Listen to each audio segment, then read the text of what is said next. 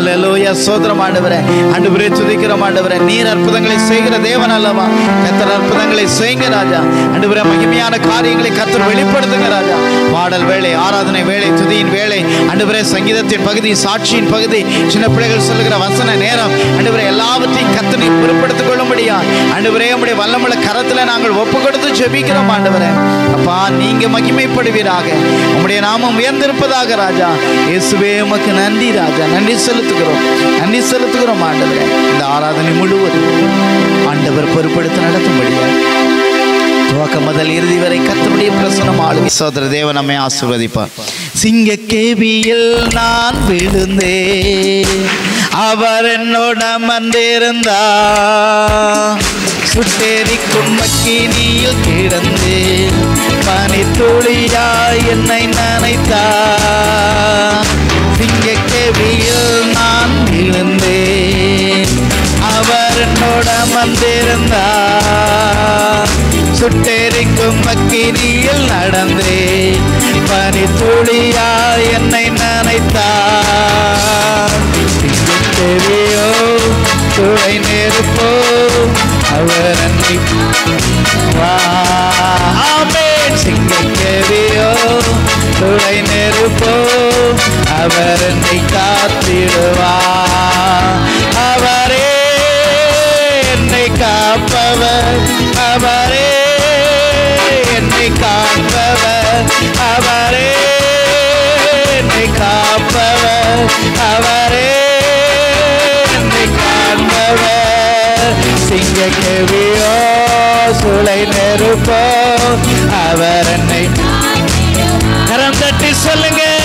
சிங்கக்கேபியோ சுளை நெருப்போ அவர். எதிரிகள் என்னை சுற்றி வந்தாலும், எதிரிகள் என்னை சுற்றி வந்தால் தூதர் சேனை சேனைகள் கொண்டு என்னை காப்பாரே. எதிரிகள் என்னை சுற்றி வந்தாலும் தூதர் சேனைகள் கொண்டு என்னை காப்பாரே.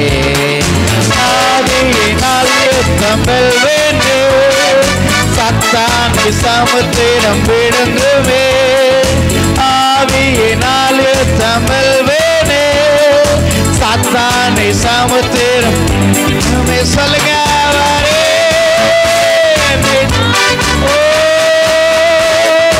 இயேசு என்னை காண்கிறவர், காப்பவர், என்னை காப்பவர், அவரே என்னை காண்பவர். சிங்கக்கேபியோ ஓ ஆமென். உற்சாகமாய் விசுவாசத்தோடு பாடுவோம். சிங்கக்கேபியோ துளை நெருப்போ அவர் என்னை. ராஜ்யம் எனக்குள்ளே வந்ததால், ராஜ்யம் எனக்குள்ளே வந்ததால் எந்த சூழ்ச்சிகள் என்னை ஒன்றும் செய்யாது. சொல்லுங்க. ராஜ்யம், தேவராஜ்யம் எனக்குள்ள வந்ததனால் எந்த சூழ்ச்சியும் என்னை ஒன்றும் செய்ய முடியாது. எனக்காக செய்வார், என் அதிசயமாய் நடத்துவார், எளி நடத்துவார். அற்புதம் ஆமென். என்னை அதிசயம் வழி நடத்துவார். அவரே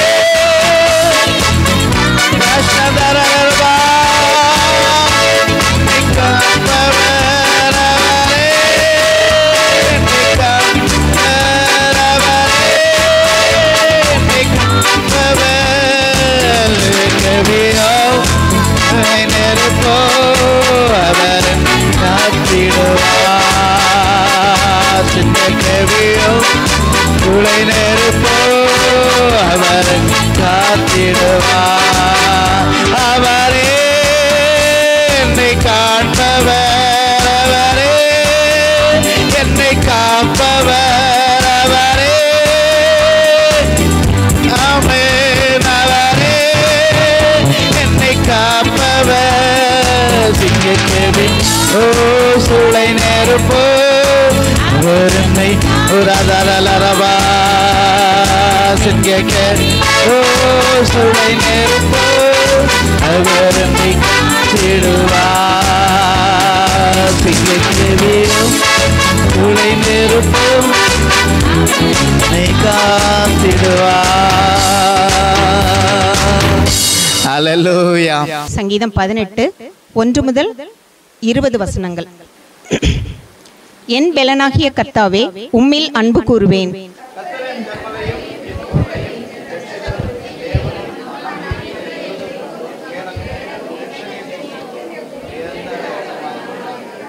துதிக்கு பாத்திரராகிய கர்த்தரை நோக்கி கூப்பிடுவேன். அதனால் என் சத்துருக்களுக்கு நீங்களாக்கி ரட்சிக்கப்படுவேன்.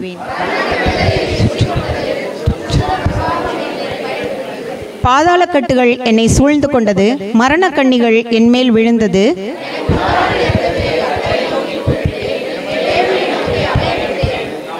ஆலயத்திலிருந்து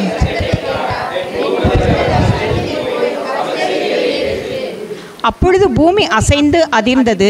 அவர் கோபம் கொண்டபடியினால் பர்வதங்களின் அஸ்திபாரங்கள் குலுங்கி அசைந்தது.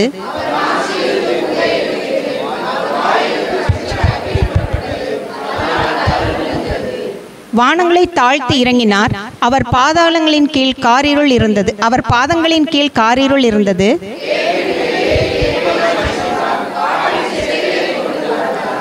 இருளை தமக்கு மறைவிடமாக்கினார். கரும் புனல்களையும் ஆகாயத்து கார்மேகங்களையும் தம்மை சூழ கூடாரமாக்கினார்.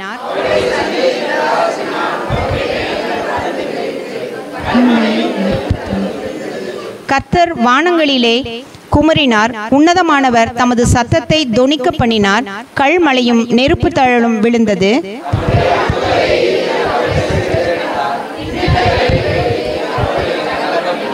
அப்பொழுது கர்த்தாவே, உம்முடைய கண்டிதத்தினாலும் உம்முடைய நாசியின் சுவாச காற்றினாலும் தண்ணீர்களின் மதகுகள் திறவுண்டு பூதலத்தின் அஸ்திபாரங்கள் காணப்பட்டது. அவர் கை நீட்டி என்னை பிடித்து என்னிலும் அதிக பலவான்களாயிருந்த என் பலத்த சத்ருவுக்கும் என்னை பகைக்கிறவர்களுக்கும் என்னை விடுவித்தார்.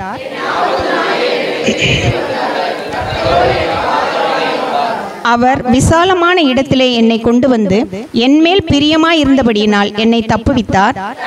நீதிக்கு தக்கதாக எனக்கு பதிலளித்தார். என் கைகளின் சுத்தத்திற்கு தக்கதாக எனக்கு சரி கட்டினார். ஆமீன். அதே போல ஒரு 35வது வசனம், அதுலேயே 35வது வசனத்தை பார்க்கலாம். உம்முடைய ரட்சிப்பின் கேடகத்தையும் எனக்கு தந்தீர். உம்முடைய வலதுகரம் என்னை தாங்குகிறது. உம்முடைய காருண்யம் என்னை பெரியவனாக்கும். இதை வாசித்தோமா? இதை எல்லாரும் வாசித்தோமா? வாசிக்கிறதோடு இல்லை, அதை விசுவாசத்தோடு வாசிக்கணும். அதை வாசிக்கணும். எப்படி வாசிக்கணும்? விசுவாசிக்கணும். விசுவாசத்தோடு நம்ம இது ஒரு வசனம் பாருங்க. உம்முடைய ரட்சிப்பின் கேடகத்தையும் எனக்கு தந்தீர். இந்த இடத்துல நம்ம வந்திருக்கிறது ஆண்டவருடைய தயவுள்ள கிருபை. நம்மை ஆண்டவர் தெரிந்து கொண்டார், நம்மை ரட்சித்தார். இந்த இடத்துக்கு நம்மளை ஆண்டவருடைய ஆவியானவரை அழைத்து கொண்டு வந்திருக்கிறார். அதனால அவருடைய காருண்யம் நம்மளை பெரியவர் ஆக்கினதுனால இந்த இடத்துல நம்ம வந்திருக்கோம். நான் என்ன சிஸ்டர், நான் பெரியவங்க, நான் எதில் பெரியவ நினச்சி பாருங்களேன். நம்ம எது கேட்டாலும் நான் பெரியவளா இல்லை, என்னுடைய வாழ்க்கையில் நான் அவ்வளவு பெரியவளாம் கிடையாதுன்னு சொல்லி நம்ம சொல்லக்கூடாது. ஆனால் கர்த்தருடைய பார்வையில் நம்ம எப்படி இருக்கிறோமா? நம்மளை பெரியவங்களை ஆண்டவர் தெரிந்து கொண்டார். எப்படி தெரிந்து கொண்டார்? அந்த ரட்சிப்பை கொடுத்ததுனால மாத்திரம்தான், வேற ஒன்றுமே இல்லை. அவருடைய காருண்யம் நம்மளோட கூட இருக்குது. அந்த காருண்யம் நம்மை பெரியவர்கள் ஆக்கி இருக்கிறது. அந்த காருண்யம் நம்மை விடுவித்திருக்கிறது. இன்னைக்கு காலையில் பாஸ்டர் திருப்பி ரிமைண்ட் பண்ண அந்த வசனத்தில் கர்த்தருக்கு எப்படிப்பட்ட நாமங்கள் உண்டு? அவர் நம்மை விடுவிக்கிற தேவன். அவர் நம்முடைய விண்ணப்பங்களை கேட்கிறவராய் இருக்கிறார். நம்மேலேயே சிந்தையுள்ள தேவனாய் இருக்கிறார். அது ஏன் அந்த சிந்தை நம்ம மேலே வச்சிருக்கிறாரு? நம்ம மேலே ஏன் அந்த காருண்யத்தை வச்சாரு? என்னைக்கு தாயின் கருவிலே உருவாகும் முன்னமே நான் உன்னை தெரிந்து கொண்டேன்னு சொன்னாரோ, நம்ம நேசித்தோமோ நேசிக்கலையோ, தேடலையோ, அவருடைய சமூகத்துக்கு வரலையோ, ஆனாலும் கூட அந்த நேரத்தில் என்ன செய்கிறார்? நம்மை தப்புவிக்க வல்லவராய் இருக்கிறார். நிச்சயமாக தப்புவிப்பார். பாதாளத்தில் படுக்கை போட்டாலும் அங்கேயும் உடைய கரம் என்னோட இருக்குதுன்னு சொல்லி நம்ம பார்க்குறோம். நம்ம வாசிக்கிறதோட மாத்திரம் அல்ல, அதை விசுவாசித்து வாசிப்போம், விசுவாசத்தோட வாசிப்போம். இந்த சங்கீத பகுதி 18 உங்கள் எல்லாருக்கும் நான் நினைக்கிறேன், இன்னைக்கு நம்மளுடைய சூழ்நிலைக்கு இதை படிக்கும் போதெல்லாம் எப்படிப்பட்ட சூழ்நிலையாக இருந்தாலும் சரி, நீங்கள் இன்னைக்கு எப்படிப்பட்ட சூழ்நிலையிலேருந்து வந்திருக்கிறீங்கன்னு எனக்கு தெரியாது. ஆனால் இது எல்லாருக்குமே ஒரு மனசுக்கு ஒரு ஆறுதல். நம்ம இன்னைக்கு ஆண்டவருடைய சமூகத்தில் முன்னின்று நம்மளுடைய ஆத்மாவை அவருடைய சமூகத்தில் ஊற்றி இந்த ஒரு ஜெபத்தை நாமளும் தாவீதோடு கூட செய்ததாக நம்ம நினைக்கக்கூடும். இப்போ பாருங்க, இதில் கர்த்தர் நம்மை விடுவிக்க வல்லவராய் இருக்கிறார். இந்த சங்கீத பகுதியினுடைய அந்த அட்ரஸ்ன்னு சொல்லுவாங்கள்ல, ஃபர்ஸ்ட் உள்ள அந்த சங்கீதம் 18 ஆரம்பிக்கப்பட்டிருக்கிற பாருங்க. ராக தலைவனுக்கு ஒப்புவிக்கப்பட்ட சங்கீதம், கர்த்தருடைய தாசனாகிய தாவீது இந்த பாட்டின் வார்த்தைகளை கர்த்தர் தன்னுடைய எல்லா சத்துருக்களின் கைக்கும், 1-2 சத்துருக்களா இல்ல, எல்லா சத்துருக்களின் கைக்கும், சவுலின் கைக்கும் ஸ்பெஷலா சொல்றாரு. ஏன் சவுலை ஸ்பெஷலா சொல்றாரு? ஏன்னா சவுலுக்கு தாவீது எல்லா வகையிலும் உதவியா இருந்தாரு. சவுல் தாவீதை ஒரு வகையில நேசித்தாரு. ஏன்னு சொன்னா சவுளுடைய பிரச்சனைகள் எல்லாவற்றையும் இந்த தாவீது போய் போய் போய் நிறைய இடங்களை நீக்கி கொடுத்தாரு. ஆனாலும் மக்கள் தாவீதை புகழ்ந்தாங்கன்னு ஒரே காரணத்தால இந்த சவுல் என்ன பண்ணாரு? தாவீதுக்கு எதிராக மாறினார். என்ன, ஒரு கௌதாரியை வேட்டையாடுகிறது போல என்னை வேட்டையாடுகிறான்னு சொல்லி தாவீது சொல்றாரு. கௌதாரியை ஓடி ஓடி பிடிச்சிருவாங்க தெரியுமா? அந்த கௌதாரி ரொம்ப வேகமா பறக்குமா, ஆனாலும் கூட அதை வேட்டையாடி பிடிக்கிற மாதிரி என்னை பிடிக்கிறாரேன்னு சொல்லி தாவீது ஆண்டவருடைய சமூகத்துல அப்படியே நொந்து போய் சொல்றாரு, கௌதாரியை வேட்டையாடுகிறது போல என்னை வேட்டையாடுறாங்களே ஆண்டவரே, என்னை தப்புவியன்னு சொல்லி ஆண்டவர்கிட்ட கேட்க. தாவீதை விட பெரியவங்களா நம்ம, ஆனாலும் கூட ஆண்டவர் நம்மை தெரிந்து கொண்டார். இந்த இடத்துல நம்ம பார்க்கிறோம், நம்மளுடைய சூழ்நிலைகள் எப்படிப்பட்டதா இருக்கலாம், எப்படிப்பட்ட சூழ்நிலையா இருந்தாலும் 3வது வசனம் பாருங்க. சத்துருக்களுக்கு நீங்களாக்கி ரட்சிக்கப்படுவேன், மரண கட்டுகள் என்னை சுற்றி கொண்டது, துர்ச்சன பிரவாகம் என்னை பயப்படுத்தினது, பாதாள கட்டுகள் என்னை சூழ்ந்து கொண்டது, மரண கண்ணிகள் என் மேல் விழுந்தது, பயப்படுத்தினது, என்னை சூழ்ந்து கொண்டது, மரண கண்ணிகளின் மேல் விழுந்தது. அப்பெல்லாம் என்ன செய்தாரா? எனக்கு உண்டான நெருக்கத்திலே கர்த்தரை நோக்கி கூப்பிட்டேன், அவரை நோக்கி அபயமிட்டேன். அப்படிப்பட்ட சூழ்நிலையில், பயப்படுத்தப்பட்ட சூழ்நிலையில் நான் கர்த்தரை நோக்கி கூப்பிட்டேன். மரண கண்ணிகள் சூழ்ந்து கொண்ட நேரத்தில் நான் கர்த்தரை நோக்கி அபயமிட்டேன். அபயமிட்ட நேரத்திலையும், அவரை கூப்பிட்ட நேரத்திலையும், அடுத்து கேளுங்க, தமது ஆலயத்திலிருந்து என் சத்தத்தை கேட்டார். கண்டிப்பா நம்ம சத்தத்தை கேட்டாரா இல்லையா? எவ்வளோ பேர் அதை அனுபவிச்சிருக்கிறீங்க. இந்த மரண கண்ணிகள், பாதாள கட்டுகள் அப்படிங்கிறதுல நம்ம பல வகையில் டைரக்டா நம்மள அனுபவிக்கல. ஆனால் என்ன சொல்லுவோம்? ஆமா, நான் இப்படியெல்லாம் அனுபவிச்சேன், இதெல்லாம் எனக்கு பாதாள கட்டு போல இருந்தது, நான் பல மரண பாதையில் நடந்திருக்கிறேன் அப்படின்னு நம்ம சொல்றோம். ஆனா நம்மளாம் ஒரு சின்ன துளி தான் அனுபவிச்சிருக்கோம். இப்ப சமீபத்தில் நடந்த வயநாட்டு ப்ராப்ளத்தை நினைச்சு பாருங்க. அப்படிப்பட்ட வெள்ளம் வந்ததா, அவ்வளவு பெரிய ஜலம் பிரவாகித்து வந்துச்சா. அதுல நான் ஒரு சின்ன ஒரு வீடியோ கிளிப்பிங் பார்த்தேன். அதுல எப்படின்னா, ஒரு நர்ஸ் போய் அடுத்த பகுதியில் இருக்கக்கூடிய அந்த மக்களுக்கு அவங்க ரெஸ்கியூ பண்ண போறாங்க. அப்ப என்ன பண்றாங்க, அவங்க ரெஸ்கியூ டீம் என்ன பண்றாங்க, அவங்கள ஒரு ரோப்ல கட்டி அந்த கயிறுல விடுறாங்க. அந்த கீழே ஃபுல்லா வெள்ளம் பாத்தீங்களா? அந்த வீடியோ யாராவது பார்த்தீங்களா? கீழே பார்த்தா அந்த வெள்ளம் பார்த்தா வீடியோவில் பார்க்குறக்கே நம்மளுக்கு பயமாக இருக்குது. ஆனால் அந்த லேடிக்கு அந்த ரெஸ்கியூ டீமில் உள்ளவங்க ஒருத்தர் சொல்கிறாரு, நீங்கள் போங்க மேலே, உங்களை நாங்கள் நல்ல செக்யூர்டாக தான் உங்களை நாங்கள் அனுப்புகிறோம், ஆனாலும் கூட கீழே குனிஞ்சு பார்த்துறாதீங்க. அது கேட்டிங்களாப்பா? கீழே குனிஞ்சு பார்க்காதீங்கன்னு சொல்கிறாங்க.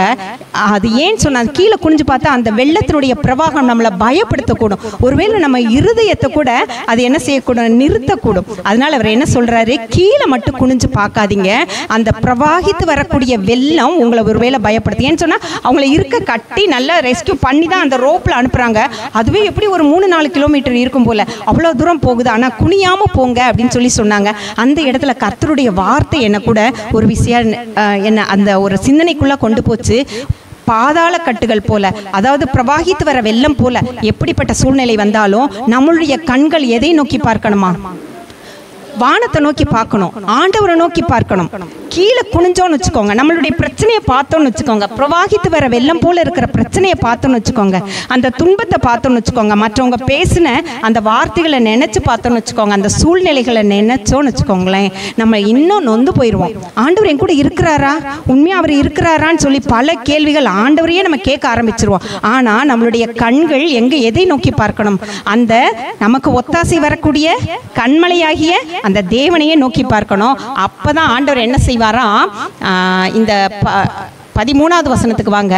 கர்த்தர் வானங்களிலே குமுறினார், உன்னதமானவர் தமது சத்தத்தை தொனிக்க பண்ணினார், கல்மழையும் நெருப்பு தழலும் விழுந்தது, தம்முடைய அம்புகளை எய்து அவர்களை சிதறடித்தார், மின்னல்களை பிரயோகித்து அவர்களை கலங்க பண்ணினார். அவங்கள கலங்க பண்ணினாரு, அவங்கள சிதறடித்தாரு. கர்த்தருடைய வல்லமையில வார்த்தையை தொனிக்க பண்ணினாரு. அப்போ என்ன நடந்தது? நமக்கு உயரத்திலிருந்து அவர் கை நீட்டி என்னை பிடித்து ஜல பிரவாகத்தில் இருக்கிற என்னை தூக்கி விட்டார். நம்மளுக்கு அப்படிப்பட்ட சூழ்நிலைகளை கடந்து வந்திருக்கிறீங்களா? அப்படிப்பட்ட சூழ்நிலைகள் கடந்திருக்கிறீங்களா? நான் நிறைய கடந்து வந்திருக்கிறேன். கடந்து வந்ததுனால தான் இன்னைக்கு இந்த இடத்துல என்னால் நிலைத்து நிற்க முடிகிறது. ஆனாலும் கூட கர்த்தருடைய வார்த்தை தான் பலப்படுத்துது. நாளுக்கு நாள் ஒவ்வொரு வகையான பிரச்சனை. இப்படிதான் ஒரு பிரச்சனை வருமா, இப்படியெல்லாம் கூட பிரச்சனை வருமானு கூட நினைச்சு பார்க்கலாம். நம்ம நினைத்து பார்த்திராத வகையில் ஒரு பிரச்சனை, நான் நினைக்கவே இல்லையே இப்படி ஒரு பிரச்சனை இந்த காரியத்தால் வருமேன்னு சொல்லி நம்ம நினைச்சு கூட பார்க்கலையேன்னு சொல்லுவோம். அப்படி ஒரு பிரச்சனை வரும். அதை பார்த்த உடனே நம்மளுக்கு என்ன செய்யும்? முன்னாடி இருந்த பல பிரச்சனையெல்லாம் சின்னதாகி இந்த பிரச்சனை தான் பெருசாக தெரியும். அப்போ அந்த ஜல பிரவாகம் போல தோன்றினாலும் கர்த்தர் நம்ம எப்படி தூக்கி விடுகிறவராய் இருக்கிறார். அவர் கை நீட்டி உயரத்திலிருந்து அவருடைய கையை நீட்டி என்னை தூக்கி விடுகிறார். யாரும் ரெஸ்கியூ டீம் எல்லாம் அனுப்புறதுக்கு இல்லை. ஆனா ஆண்டவர் நமக்கு என்ன அனுப்புறாரு? நம்ம பாதுகாக்க யார் அனுப்புறாரு? தூதர்கள் அனுப்புறாரு. என் பாதம் கல்லில் இடராதபடிக்கு தூதர்களை எனக்கு என்ன பண்ற ஒத்தாசைக்காக அனுப்புறாரு. எப்போ நினைச்சுக்கோங்க, என்னை சுற்றி தூதர்கள் இருக்கிறாங்க. கர்த்தருடைய பரிசுத்த ஆவியானவர் என்னோட கூட இருக்கிறாரு. நான் ஒருபோதும் முன்ன பின்ன வலதுபுறம் இடதுபுறம் விழுந்தே போக மாட்டேன். எப்படிப்பட்ட சூழ்நிலை ஆனால் என்ன செய்யாது?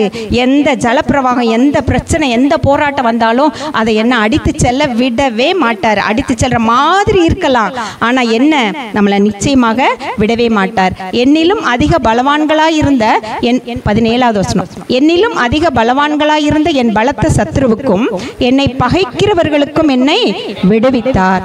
என் ஆபத்து நாளில் எனக்கு எதிரிட்டு வந்தார்கள். கர்த்தரோ எனக்கு யாரோ வரட்டும், எதிரிட்டு வரட்டும். இப்போ நீங்கள் சமீப காலத்தில் நம்ம சபையினுடைய சாட்சியை பார்த்தீங்களா, கேட்டிருப்பீங்களா? நமக்கு எதிரிட்டு வந்த அந்த சபையினுடைய இடத்துக்கு எதிராக வந்த மற்ற எல்லாரும் என்ன பண்ணினாரு? என்ன நடக்குமோ டெய்லி என்ன பாஸ்டர் என்ன நடக்குது எல்லாமே நெகட்டிவாகவே தான் வந்துட்டு இருந்தா. ஆனால் பல நெகட்டிவாக தான் ஆண்டவர் என்ன செய்ய முடிந்தது? பாசிட்டிவாக்க முடிஞ்சதா இல்லையா? முடிந்தது. கர்த்தர் நம்மளோடு கூட இருக்கிறார், நமக்கு ஆதரவாக இருக்கிறார். கர்த்தரோ எனக்கு ஆதரவாக இருக்கிறார். அவர் விசாலமான இடத்துல என்னை கொண்டு வந்து நிறுத்துறாரு. எதனால நம்ம அந்த இடத்துல நிறுத்தி இருக்கிறாரு? என் மேல் பிரியமாய் இருந்தபடினால் நம்ம சபை மேல் ஆண்டவர் பிரியமாய் இருக்கிறார். ஒவ்வொரு ஆத்மாக்களிலும் ஆண்டவர் பிரியமாய் இருக்கிறார். அதனால தான் எல்லா தீமைகளுக்கும் நம்மை தப்புவித்து காத்துக்கொள்ள, நம்ம குடும்பத்தில் வர பிரச்சனை, நம்ம சூழ்நிலைகளுக்குள்ள வர பிரச்சனை, நம்ம எதிரிட்டு நிற்கிறதா, நம்ம ஒருவேளை வீட்டில் இருக்கலாம், ஒருவேளை வேலை செய்கிற ஸ்தலத்தில் இருக்கலாம், அல்லது போக்கில் வரத்தில் இருக்கலாம், உறவுகள் மத்தியில் இருக்கலாம். எல்லா சூழ்நிலைகளிலும் கர்த்தர் நம்ம என்ன செய்கிறார்? என் மேல் பிரியமாய் இருக்கிறபடி நம்ம ஒவ்வொருத்தரும் சொல்லலாம், என் மேல் ஆண்டவர் பிரியமாய் இருக்கிறார், என் குடும்பத்தின் மேல் என் தேவன் பிரியமாய் இருக்கிறார், என் சபையில என் தேவன் பிரியமாய் இருக்கிறார். அதனால என்ன செய்கிறார்?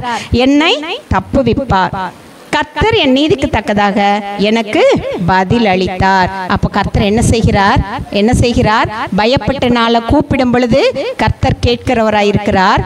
சூழ்ந்து கொண்ட மரண கண்ணிகள் இருந்தாலும் அபயமிட்டு நேரத்தில் கர்த்தர் நமது காரியங்களை கேட்கிறவராயிருக்கிறார். அவருடைய சத்தத்தை தொனிக்க பண்ணி நமக்காக அவர் யுத்தம் செய்கிற தேவனாய் இருக்கிறார். அவர்களை சிதறடிப்பார், அவர்களை கலங்க பண்ணுவார். அந்த சத்துருக்களை சிதறடித்து கலங்க பண்ணுவார். நம்மளையோ ஆண்டவர் தூக்கி விடுகிறவராய் இருக்கிறார், விடுவிக்கிறவராய் இருக்கிறார், ஆதரவாய் இருக்கிறார், தப்புவிக்கிறவராய் இருக்கிறார். நம்ம கூப்பிடுகிற நாளில் கர்த்தர் பதில் அளிக்கிறவராய் இருக்கிறார். அப்படியே 35வது வசனத்துக்கு வாங்க.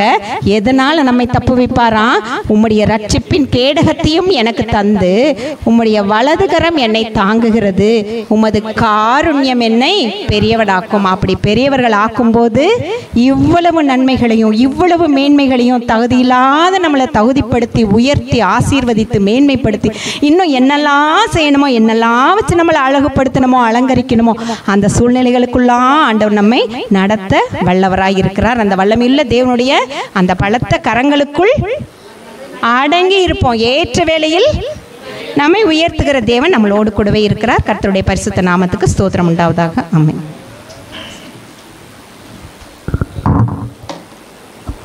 டீச்சர் அருமையாக சங்கீதத்தை தியானிக்க ஆண்டவர் நமக்கு கிருபை செய்தார். டீச்சர் அழகாக சொன்னாங்க எல்லா சூழ்நிலைகள், எல்லா காரியங்கள். ஆனால் டீச்சர் விடுபட்ட ஒரு வசனத்தை நான் சொல்கிறேன். 21வது வசனத்தை வாசிங்க. கர்த்தருடைய வழியை கை கொண்டு வந்தேன். இவ்வளவு ஏன் நடந்துச்சு? ஏன் பாதுகாத்தார்? ஏன் வழி நடத்தினார்? ஏன் தப்பு வச்சார்? ஏன் கூட இருந்தார்? ஏன் மகிமையை அழகுபடுத்தினார்? ஒரே ஒரு காரியம், கர்த்தருடைய வழியை சொல்லுங்க. கர்த்தருடைய வழியை நாம கர்த்தருடைய வழியை கை கொள்கிறோமா? நாம கர்த்தருடைய வழியை கை கொள்கிறோமா? அவருடைய வசனத்தின்படி வாழ்கிறோமா? அவருக்கு பிரியமா இருக்கிறோமா? அவருடைய பாதையில் நடக்கிறோமா? அந்த ஒரு காரியத்தை நம்ம செய்தால் போதும், மீதி உள்ள அத்தனை காரியங்களையும் கர்த்தர் நம்முடைய வாழ்க்கையில் செய்வார். ஒரு அலையிலேயே சொல்லலாமா? கண்களை மூடுவோம். அன்பின் தகப்பனே, நீர் கொடுத்த நல்ல சங்கீத பகுதிக்காக நன்றி. கர்த்தாவே, நீர் கொடுத்த வார்த்தைகளுக்காக நன்றி. ஆண்டவரே, தாவீதினுடைய வாழ்க்கையில் வந்த எல்லா சூழ்நிலைகளிலும் தாவீது ஒரு நாள் எதிர்த்து நிற்கல. சவுலை கொலை பண்ணக்கூடிய சூழ்நிலை வந்த பொழுதும் அவன் அமைதியா இருந்தான். காரணம் என்ன? அவன் கர்த்தருடைய வழியை கை கொள்ளுகிறவராக இருந்தபடினால ஆண்டவரே, நீர் அவனை எல்லா சூழ்நிலையிலும் கூட இருந்து தப்புவித்து காப்பாற்றி அவரை வழி நடத்தி ஆண்டவரே உயர்ந்த இடத்துல ஆண்டவரை நீர் வைத்தீர். கடைசி அவரை குறித்து ஒரு நல்ல சாட்சியும் சொன்னீர், என் இருதயத்துக்கு ஏற்றவன் என்று சொல்லி. அத்தனை நன்மைகளையும் அவர் பெற்றுக்கொள்வதற்கு அவர் உம்முடைய வழியிலே நடந்தது போல நாங்க ஆண்டவரே வலது பக்கம் ஒரு வழி, இடது பக்கம் ஒரு வழி, ஞாயிற்றுக்கிழமை ஒரு வழி, மற்ற நாட்கள்லாம் ஒரு வழி, அப்படி அல்ல ஆண்டவரே. எல்லா நாளிலும் எல்லா நேரத்திலும் உமக்கு பிரியமான வழியில நாங்கள் நடப்பதற்கு எங்களுக்கு நீங்க உதவி செய்யுங்க.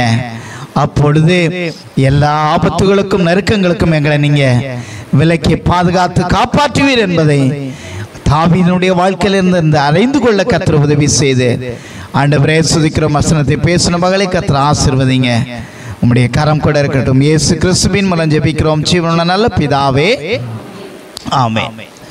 அழைத்தீரே உம் சேவைக்கு மகனாக என்னை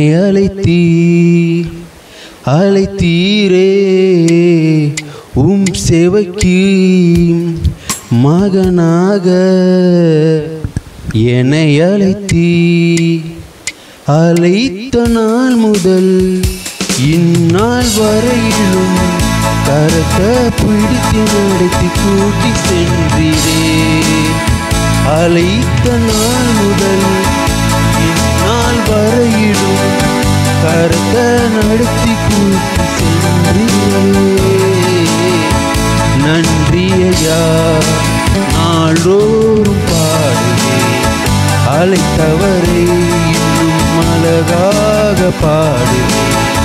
நன்றியா நாள்தோறும் பாடுவேன், அழைத்தவரை இன்னும் அழகாக பாடுவேன். எந்த ஒரு வேலையும் செய்வதற்கு தகுதியே இல்லை என்று தள்ளினார்களே. எந்த ஒரு வேலையும் செய்வதற்கு தகுதியே இல்லை என்று தள்ளினார்களே. பரலோக வேலையை செய்வதற்கு என்னையும் பார்த்து ரசித்த என்னை அழைத்த இயேசுவே. பரலோக வேலையை செய்வதற்கு என்னையும் பார்த்து என்னை அழைத்த இயேசுவே. நன்றியா நாள்தோறும் பாடுவேன், அழைத்தவரை இன்னும் அழகாக பாடுவேன்.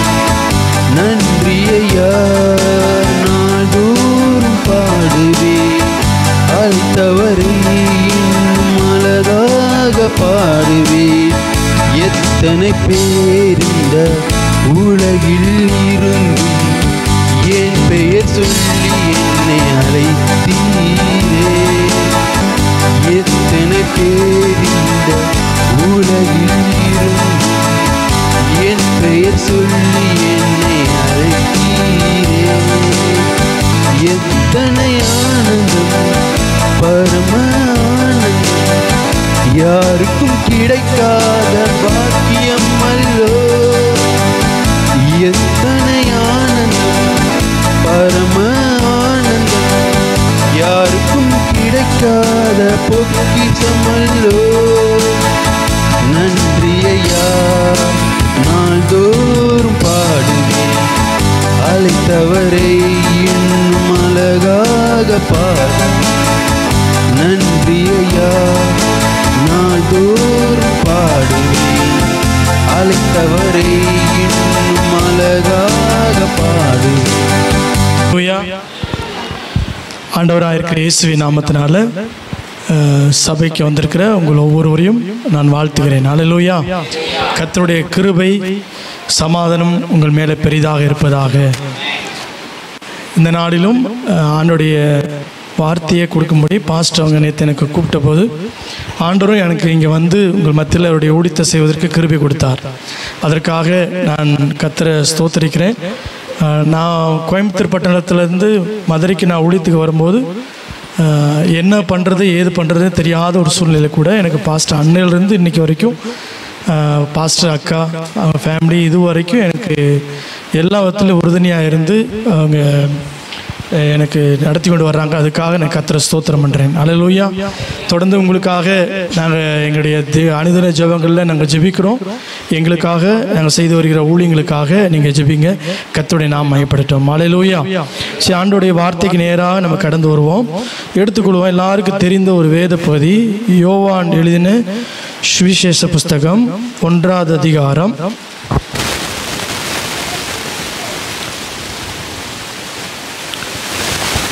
பக்கம் 124. எடுத்தவங்க ஒருத்தர் வாசிக்கலாம். 1ஆவது அதிகாரம் வசனம் 14வது வசனம். வசனம் 14 வாசிக்கலாமா? ம் ம் ம் ம்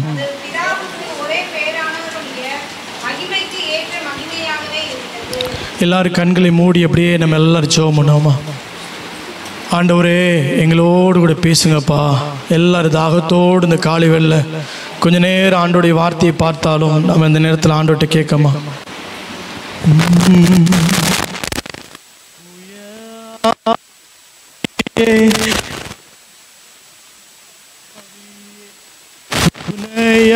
துணையாளரே, தேற்றும் தெய்வமே, ஊற்று தண்ணீரே, உள்ளம் ஏங்குதையா,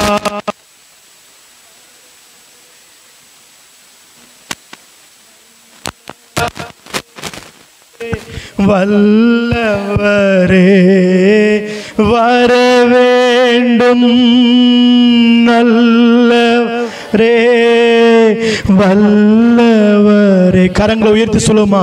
தூய ஆவியே, அன்பின் ஆவியே, துணையாளரே, தேற்றும் தெய்வமே, ஊற்று தண்ணீரே, உள்ளம் ஏங்குதையா, வரவேண்டும், நல்லவரே வல்லவரே வரவேண்டும், நல்லவரே வல்லவரே. ஆவியானவரே, உம்முடைய அசைவாடுதல் உண்டாகட்டும். ஏற்கனவே இந்த ஆலயத்தில் நீர் பிரசனமாகி பிரவாய்த்து கொண்டிருக்கிறீரே, அதற்காக உமக்கு ஸ்தோத்திரம். இன்னொரு விஷயம், உடைய ஊழியக்காரனாக நான் ஜெபிக்கிறப்பா, இந்த இடம் முழுவதும் உடைய பிரசனை இன்னொரு நிறைக்கட்ட ஆண்டவரே. இயேசுவின் நாமத்தினால் இந்த இடம் முழுவதும் உடைய பிரசனாலத்தினால் நிறைக்கப்படுவதாக. இயேசுவின் நாமத்தினால இந்த இடத்துல இருக்கிற எல்லா தடைகளும் இயேசுவின் நாமத்தினால் விலகி போவதாக. ஒவ்வொருவரையும் ஆண்டவரே இயேசுவின் இரத்தத்துக்குள்ள நான் ஒப்புடுத்து ஜெபிக்கிறேன். ஒவ்வொருவரையும் பரிசுத்த ஆவியானவருக்குள்ள ஒப்புடுத்து கொடுத்து ஜெபிக்கிறேன். அப்பா, இந்த ஓய்வு நாளில் கர்த்தர் எங்களோடு கூட பேசுங்க. பேசுகிற எனக்கும் ஆண்டவரே கேட்கிற நம்முடைய பிள்ளைகளுக்கும் இந்த வார்த்தைகள் மிகவும் ஆசீர்வாதமாக்கி கொடுக்கும்படியாக ஜெபிக்கிறோம். இயேசுவின் மூலம் ஜெபிங்க நல்ல பிதாவே, ஆமென் ஆமென் ஹல்லேலூயா. இந்த வார்த்தையை திரும்ப வாசிப்போம். அந்த வார்த்தை மாம்சமாகி கிருபையினாலும் சத்தியத்தினாலும் நிறைந்தவராய் நமக்குள்ளே வாசம் பண்ணினார். போதும் பாருங்க, இந்த வசனம் சொல்கிறது அந்த வார்த்தை யாரை குறித்து சொல்லப்படுது? சொல்லுங்க, யாரை குறித்து சொல்லப்படுது? இயேசுவை குறித்து சொல்லப்படுகிறது. அந்த வார்த்தை மாம்சமாகி கிருபையினாலும் சத்தியத்தினாலும் நிறைந்தவராய் நமக்குள்ளே என்ன பண்ணாரா? வாசம் பண்ணினார். நல்ல கவனிங்க, இயேசப்பா அவர் எப்படிப்பட்டவர்? அவருக்கு இன்னொரு பேர் என்ன? வார்த்தை. சொல்லுங்க ஹல்லேலூயா, சொல்லுங்க ஹல்லேலூயா. அந்த வார்த்தையாகிய தேவன் 2000 ஆண்டுகளுக்கு முன்னாடி இந்த பூமியிலே அவர் என்ன பண்ண? கிருபையினாலும் சத்தியத்தினாலும் நிறைந்தவராக நமக்குள்ள என்ன பண்ணாரு? வாசம் பண்ணினார். கவனிங்க, இன்னைக்கு எதை குறித்து நம்ம பார்க்க போறோம்னு சொன்னா, வார்த்தையில இருக்கிற வல்லமையை குறித்து நம்ம பார்க்க, வார்த்தையாகிய தேவனை குறித்து நம்ம பார்க்க போறோம். பாருங்க, இதே யோவான் எழுதின சுவிசேஷம் 1ஆம் அதிகாரத்தில் படிச்சு பார்த்தீங்கன்னா, ஆதியிலே வார்த்தை இருந்தது, அந்த வார்த்தை தேவனிடத்தில் இருந்தது, அந்த வார்த்தை தேவனா இருந்தது. இது இயேசு கிறிஸ்துவை குறித்து சொல்லப்படுகிற வார்த்தை. நீ ஆதியாகம புஸ்தகம் 1ஆம் அதிகாரத்தில் நம்ம பார்த்தோம் சொன்னா, வார்த்தையினாலே ஆண்டவர் சகலத்தையும் படைத்தார். 5 நாட்களும் மனிதனை படைக்கிறதுக்கு 6ஆவது நாள்ல படைக்கிறதுக்கு முன்னாடி மனுஷனுக்கு வேண்டி எல்லாத்தையும் ஆண்டவர் என்ன பண்ணாரு? சொல்லுங்க, என்ன பண்ணாரு? படைத்தார். எப்படி படைத்தாரு? வார்த்தையினால என்ன பண்ணாரு? வார்த்தையை சொல்லி வார்த்தையினால ஆண்டவர் என்ன பண்ணாரு? படைத்தார். கவனிங்க, 6ஆவது நாள்ல மனுஷனை ஆண்டவர் தன்னுடைய சாயலாக படைத்தார். மனுஷனை படைத்து ஏதோன் தோட்டத்தில் கொண்டு போய் வைத்தார். ஆண்டவர் அவனுக்கு சொன்ன சில கட்டளைகள் ஒண்ணு, இந்த தோட்டத்தில் இருக்கிற எல்லா கனியும் புசிக்கலாம், ஒரே நன்மை தீமை அறியத்தக்க ஒரு கனியை மட்டும் என்ன பண்ணக்கூடாது? சொல்லுங்க, என்ன பண்ணக்கூடாது? புசிக்க கூடாதுன்னு சொன்னார். ஆனா என்றைக்கு மனிதன் என்ன பண்ணானா? அந்த கனியை சாப்பிட்டானா அன்னைக்கு பாவத்துக்குள்ள விழுந்து போனான். நம்ம எல்லாரும் தெரியும். ஆண்டவர் மனுஷனை படைக்கும் போது அவன்கிட்ட சொன்னாரு, நீ என்ன பண்ணு? இந்த பூமியில பெருகணும், இந்த பூமியை நீ நிரப்பணும், இந்த பூமியை நீ கீழ்ப்படுத்தணும், இந்த பூமியில நடமாடுற எல்லா மிருக ஜீவன்களையும், அது கடல்ல இருக்கிற எல்லா மச்சங்களையும், வானத்துல பறக்க எல்லாத்தையும் நீ ஆண்டுகொள்ளுன்னு சொல்லி ஆண்டவர் யார் கொடுத்தார்? அதிகாரத்தை மனுஷனுக்கு கொடுத்தார். ஆனா மனுஷன் என்றைக்கு இந்த வார்த்தையை மீறி அவன் பாவம் செய்தானோ அன்றைக்கு எல்லா காரியம் என்ன பண்ணுச்சுங்க? கெட்டு போயிடுச்சு. இப்ப பாக்குறார் ஆண்டவர், இந்த மனுஷனை மீட்டு எடுக்கணும்னு சொன்னா, இந்த மனுஷனை தூக்கி எடுக்கணும்னு சொன்னா, திரும்ப அவனுக்கு அந்த அதிகாரத்தை கொடுக்கணும்னு சொன்னா என்ன பண்ணணும்? ஆண்டவர் என்ன பண்ணணும்? அவர் இந்த உலகத்துல வரும்படியான ஒரு திட்டம் வந்தது. ஆகவே தான் யோவான் எழுதுறாரு, அந்த வார்த்தை நம்மளை மீட்கும்படியாக, விழுந்து போன மனுஷனை மீட்கும்படியாக அந்த வார்த்தையாக இயேசு கிறிஸ்து என்ன பண்ணாரு? வார்த்தையாகிய தேவன் மாம்சமாகி கிருபையினாலும் சத்தியத்தினாலும் அவர் என்ன நமக்குள்ளே வாசம் பண்ணினார். ஹல்லேலூயா. ஆண்டவர் அவர் வார்த்தையாக இந்த பூமிக்கு வந்த உடனே அவர் என்ன பண்ணாரு? 3 காரியங்களை செய்தார். ஒன்று, பிசாசுகளை எங்க போற இடம்லாம் 33 வருடங்கள் இயேசு கிறிஸ்து ஊழியத்தை செய்தார். அப்படி 33 வருடங்கள் இயேசு ஊழியத்தை செய்யும் போது அவர் செய்த 3 காரியங்களை உங்களுக்கு சொல்றேன். முதலாவது, இயேசு என்ன பண்ணாரு? பிசாசுகளை துரத்தி கொண்டிருந்தார். இரண்டாவது, வேதவசனம் சொல்கிறது, அவர் வியாதிகளையும் நோய்களையும் அகப்பட்டவர்கள் என்ன பண்ணாரு? அவர்களை சுகமாக்கி கொண்டிருந்தார். மூன்றாவது சொல்ல ஆண்டவர் செஞ்சாரு, மூன்றாவது தேவனுடைய ராஜ்யத்தை குறித்து அவர் பிரசங்கித்துக் கொண்டே இருந்தார். ஹல்லேலூயா. அவருடைய காலம் நிறைவேறின போது 33 வருடங்களை ஊழியத்தை செய்து நிறைவேற்ற முடிக்கிற சூழ்நிலையில ஆண்டவராய் இயேசு கிறிஸ்து எல்லா மனுகுலத்துக்காக வார்த்தையாகிய தேவன் சிலுவிலே தன்னுடைய ஜீவனை ஒப்பு கொடுத்து 3ஆம் நாள்ல உயிரோடு எழுந்து இன்றைக்கும் உயிரோடு கூட இருக்கிறார். ஹல்லேலூயா. தேவனுடைய பிள்ளையே, இந்த செய்தியை கேட்டுக்கொண்டிருக்கிற நீங்களா இருக்கலாம், ஒருவேளை இந்த செய்தியை வீடியோ மூலமா நீங்க கேட்டுக்கொண்டிருக்கலாம். இந்த செய்தியை கேட்கிற நீங்க உங்க வாழ்க்கையில ஒருவேளை விழுந்து போன சூழ்நிலை வந்திருக்கலாம், ஒருவேளை இழப்ப சந்தித்து வந்திருக்கலாம், ஒருவேளை வியாதியோடு போராட்டத்தோடு வந்திருக்கலாம், ஒருவேளை பிசாசின் பிடியோடு நீங்க வந்திருக்கலாம். ஆண்டவராய் இயேசு கிறிஸ்து 2000 ஆண்டுகளுக்கு முன்னாடி எப்படி இந்த பூமியில வந்து வாசம் செய்த போது அற்புதங்களை செய்தாரோ, அதே போல இன்றைக்கும் அற்புதங்களை செய்ய அவர் வல்லமையுள்ளவராக இருக்கிறார். சொல்லுங்க ஹல்லேலூயா. நீங்க வியாதியோடு வந்திருக்கலாம். ஆண்டவர் வியாதியிலிருந்து உங்களை விடுதலையாக்க போதுமானவரா இருக்கிறார். என்னால் அந்த பிடியிலிருந்து விடுதலை பெற முடியல நீங்க சொல்லலாம். அந்த பிடியிலிருந்து உங்களை விடுதலையாக்க இயேசு கிறிஸ்து வல்லமையும் போதுமானவராக இருக்கிறார். ஹல்லேலூயா. சொல்லுங்க ஹல்லேலூயா. அவர் வார்த்தை நம்ம கூட தான் இருக்கிறார். ஹல்லேலூயா. அவர் நம்ம உட்கார்ந்தாலும் இருக்கிறார், நடந்தாலும் இருக்கிறார், எங்க போனாலும் வந்தாலும் வார்த்தையாகிய தேவன் நம்ம கூட தான் இருக்கிறார். சொல்லுங்க, யார் கூட? நம்ம கூட தான் இருக்கிறார். நம்மளை பாதுகாக்க நம்ம கூட இருக்கிறார். நம்மை வழி நடத்த நம்ம கூட இருக்கிறார். நம்மை ஆசீர்வதிக்க வார்த்தையாகிய தேவன் நம்மோடு கூட தான் இருந்து கொண்டே இருக்கிறார். ஹல்லேலூயா. சத்தமா சொல்லுங்க ஹல்லேலூயா. பாருங்க, ஒரு நாள் ஒரு வயதான ஒரு முதியவர், கண் அவருக்கு தெரியாது, ஒரு வாசகத்தை ஒரு போர்டில் எழுதி அவருடைய பக்கத்தில் எல்லாரும் வர்றவங்க போறவங்கலாம் பார்க்கும்படி ஒரு வழி அருகில உட்கார்ந்து கொண்டு அந்த வாசகத்தை வைத்துக் கொண்டு ஒரு துணியை விரிச்சு போட்டு வரவங்க எல்லாம் எனக்கு உதவி செய்யணும்னு சொல்லி என்ன பண்றாரு, தர்ம பணம் கேட்டுட்டு இருந்தார். அவர் எழுதியிருந்த வாசகத்தில் என்ன தெரியுமா எழுதிருச்சு? நான் ஒரு குருடனா இருக்கேன், தயவு செய்து எனக்கு என்ன பண்ணுங்க, சொல்லுங்க, என்ன பண்ணுங்க, தயவு செய்து உதவி பண்ணுங்க. அந்த வழியா நிறைய பேர் போனாங்க, நிறைய பேர் வந்தாங்க. ஒரு சிலரை தவிர என்ன பண்ணல, அவங்களுக்கு நிறைய பேர் உதவி செய்யல. நேரங்கள் போயிட்டே இருந்துச்சு. அப்ப ஒரு சிறு பாப்பா வந்தா, அவ கவனிச்சா, எல்லாரும் போறத வரதெல்லாம் பார்த்தா, என்னடா எத்தனையோ பேர் போறாங்க, நல்லா டிப்டாப்பா போறாங்க, ஆபீஸுக்கு போறாங்க, இவங்கெல்லாம் நினைச்சா இந்த பெரியவருக்கு உதவி செய்ய முடியுமேன்னு சொல்லி நினைச்சிட்டு நினைச்சா உதவி செய்யலாம், ஆனா இவங்க செய்யாம போறாங்களே, சரி நம்ம இவங்களுக்கு ஏதாவது உதவி செய்யும் சொல்லிட்டு அந்த சிறுவன் யோசித்து கையில தன்னுடைய கர்ச்சீப் எடுத்து அந்த போர்டுல இருந்த வாசகத்தை என்ன பண்ணா, சொல்லுங்க, என்ன பண்ணா, எல்லாரும் இருக்கீங்களா? ஒரு அலையில சொல்லுங்க ஹல்லேலூயா. அந்த வாசகத்தை என்ன பண்ணா, நான் குருடனா இருக்கிறேன், எனக்கு உதவி செய்கிறது எந்த போல எழுதியிருந்த வாசகத்தை என்ன பண்ணா, வேகமா அழிச்சு இன்னொரு வார்த்தையை என்ன பண்ணா அதில் எழுதி வைத்து விட்டு அவ போயிட்டா. திரும்ப அந்த வழியா நிறைய பேர் வர்றாங்க, வர்றவங்க போறவங்க எல்லாம் என்ன பண்ணாங்க, அந்த ஐயாவுக்கு என்ன பண்ணாங்க, நிறைய உதவி செய்யும்படி தங்க கையில் இருந்த பணத்தை எல்லாம் என்ன பண்ணாங்க, போட்டுட்டு போனாங்களாம். அப்ப அந்த சிறுமி வந்து அந்த ஐயாட்ட பேசும்போது அந்த ஐயா கேட்டாராம், ஏமா நான் இவ்வளவு நாளா ஒவ்வொரு நாள் இப்படிதான் உட்கார்ந்து இருக்கிறேன், எனக்கு உதவி கிடைக்கிறது ரொம்ப சிரமமா இருக்கு, ஆனா இன்னைக்கு என்ன அந்த வாசகத்துல நீ என்ன எழுதி வச்சிருந்த, இவ்வளவு நாள் கிடைக்காத பணங்களும் ஆசீர்வாதம் இன்னைக்கு எனக்கு கிடைச்சதே, என்னமா எழுதி வச்சிருந்தேன்னு கேட்ட போது அவ சொன்னாலாம், ஐயா நீங்க எழுதின வாசகத்தை அது சரியில்லை, அதை அழிச்சிட்டு நான் என்ன தெரியுமா எழுதுனேன், இந்த நாள் உங்களுக்கு என்ன நாளா மாறட்டும், இனிய நாளா மாறட்டும், இனிய நாளா மாறட்டும், ஆனா என்னால தான் இன்னைக்கு என்ன பண்ணல, இந்த நாளை பார்க்க முடியும்னு சொல்லி எழுதுனாலாம். போலியும் வர்றவங்க போறவங்க எல்லாம் ஒரு விதமான வேலைக்கு போறவங்க எல்லாம் ஒரு விதமான கலக்கத்தோடு போயிட்டு இருந்தாங்க. இந்த நாள் உங்களுக்கு நல்லதா அமைட்டுன்னு சொன்ன அந்த வார்த்தையை பார்த்த உடனே அவங்களுக்கு ஒரு ஆறுதல் வந்துச்சு, ஒரு தைரியம் வந்துச்சு. உடனே அந்த வார்த்தை உள்ள பேசின உடனே என்ன பண்றாங்க, உதவி செஞ்சுட்டு என்ன பண்ணாங்க, போயிட்டே இருந்தாங்க. நல்ல கவனிங்க கர்த்தருடைய பிள்ளையே, ஒரே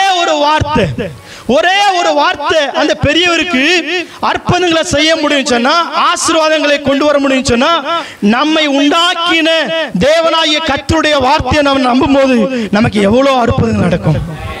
சொல்லுங்க ஹல்லேலூயா. மனுஷ வார்த்தையிலே, மனுஷன எழுத்திலே எவ்வளவு ஒரு வல்லமை இருக்குன்னு சொன்னா, ஆண்டவருடைய வார்த்தையில எவ்வளவு ஒரு வல்லமை இருக்கு யோசிச்சு பாருங்க. மனுஷன் போடுற கையெழுத்துல எவ்வளவு வல்லமை இருக்கு. மனுஷன் ஒரு கையெழுத்து போட்டாங்கன்னா, அதிகாரத்தில் இருக்கும் ஒரு கையெழுத்து போட்டாதான் சில காரியம் நடக்கும். உலகத்துல வார்த்தையாகிய தேவன் நம்மளை படைச்சார், படைச்ச இந்த பிறப்பே வந்து ஒரு கையெழுத்துல இவ்வளவு அதிகாரம் வச்சிருக்காருன்னு சொன்னா, ஆண்டவர் நமக்காக வார்த்தையை எழுதி கொடுத்திருக்கிறார். ஹல்லேலூயா. இந்த வார்த்தையின் வல்லமையை நம்ம விசுவாசிக்கும் போது, இந்த வார்த்தையை நம்ம படிக்கும் போது, இந்த வார்த்தையின்படி வாழும் போது நமக்கு எவ்வளவு நன்மைகளை கர்த்தர் கொடுக்க போதுமானவரா இருக்கிறார். ஹல்லேலூயா. சொல்லுங்க ஹல்லேலூயா. மனுஷன் வார்த்தையே செய்ய முடியும்னா கர்த்தருடைய வார்த்தை செய்ய முடியாதா? கர்த்தருடைய வார்த்தை நமக்கு நன்மைகளை கொண்டு வராதா? தேவனுடைய வார்த்தை நன்மைகளை கொண்டு வர முடியாதா? கொண்டு வர. ஹல்லேலூயா. மனுஷன் வார்த்தைக்கே எவ்வளவு வல்லமை இருக்கு பாருங்க. ஒரு நாள் ஒருவர் ஒரு 25 லட்சம் கடன் ஆயிடுச்சு. ஒரு ஆண்டவர்ட்ட பிள்ளைகிட்ட போய் கேட்டார், இவ்வளவு கடன் ஆயிடுச்சு, நானும் ட்ரை பண்ணி தூங்க பார்க்கிறேன், தூங்க முடியல, சாப்பிட முடியல, எல்லா நேரமும் எனக்கு இந்த கடனை எப்படிதான் அடைக்கிறதுங்கிறது ஒரு கஷ்டம் தான் எனக்குள்ள இருக்குது. எங்கெங்கெல்லாம் போய் கேட்டு பார்த்துட்டேன், எனக்கு எங்கேயுமே யாருமே உதவி செய்யல, தயவுசெய்து எனக்கு உதவி செய்யுன்னு சொல்லி ஒருத்தர் போய் கேட்டாராம். அவரும் சொன்னாரா, நீங்க ஜெபம் பண்ணுங்க, நாங்க அடுத்த வாரம் ஒரு வியாழக்கிழமை நான் சொல்ற இந்த நேரத்துல எங்க வீட்டுக்கு வாங்க, நீங்க கேட்கிற பணம் உங்களுக்கு என்ன பண்ணும் சொல்லுங்க, என்ன பண்ணும் நான் கொடுத்துட்றேன்னு சொல்லிட்டாரு. இவர் அவ்வளவு நாள் தூங்காதெல்லாம் அன்னைக்கு நான் நிம்மதியா என்ன பண்ணாரு சொல்லுங்க, என்ன பண்ணாரு நிம்மதியா தூங்கினார், சாப்பிட்டார். அந்த நாளை ஆவலோடு எதிர்பார்த்து கொண்டே இருந்தார். யாருமே ஒரு உதவி செய்யாத ஒரு சூழ்நிலையில எனக்கு ஒரு மனுஷன் ஆண்டவர் எழுப்பியிருக்காருன்னு சொல்லி அந்த வார்த்தையை நம்பி இந்த வியாழக்கிழமை வர்றதுக்காக ரொம்ப ஆவலோடு கூட காத்து கொண்டே இருந்தார். நாள் வந்துச்சு. அந்த வியாழக்கிழமை அவர் சொன்ன நேரத்துக்கு முன்னாடியே போய் அவருடைய கண்களை படும்படியாக வீட்டுக்கு போனாரு. அவரும் என்ன பண்ணல, கண்டுக்கல, அவர் வேலையை பார்த்துட்டு போயிட்டார். மனுஷனுக்கு தூக்கி வாரி போட்டுச்சு. என்னடா நம்மளை வர சொன்னாரு, சரியான நேரத்துக்கு தான் வந்திருக்கிறோமா, சரியான நாளுக்கு தான் வந்திருக்கிறோமா? தன்னை திரும்பவும் சீர்தூக்கி பார்த்தாரு. இல்லை, சரியான நேரத்துக்கு தான், சரியான இடத்துக்கு தான் வந்திருக்கிறோம், அவர் சொன்ன ஆள்கிட்ட தான் வந்திருக்குன்னு சொல்லி திரும்ப பார்த்துட்டு இருமினாரு. சுகத்தோடு வீட்டு போயிட்டாரு. மறுபடியும் அடுத்த வாரம் வந்தார். அவர் கண்டுகொள்ளவே இல்லை. ஒரு கிட்டத்தட்ட சில நாட்கள் இப்படியே போச்சு. ஒரு நாள் அவரை வழியே நிறுத்திட்டாரு.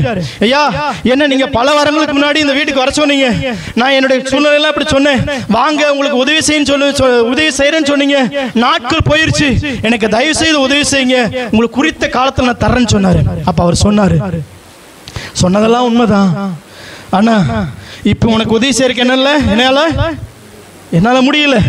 நீ ஒண்ணு பண்ணு, நீ நல்லா ப்ரேயர் பண்ணு. உன் 25 லட்சம் நான் உனக்கு தரணும்னா எனக்கு அதை காட்டிலும் நிறைய பணத்தை தரணும்னு சொல்லி எனக்கு ஜெபம் பண்ணு.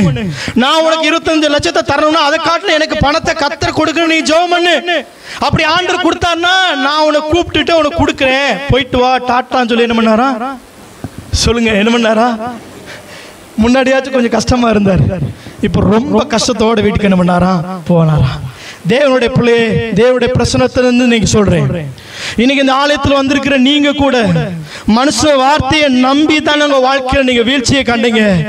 மனுஷ வார்த்தை இன்னைக்கு நிற்கும், நாளைக்கு விழுந்து போகும். ஆனா விழாது ஆண்டுடைய வார்த்தை ஒரு நாளும் விழாது. ஹல்லேலூயா.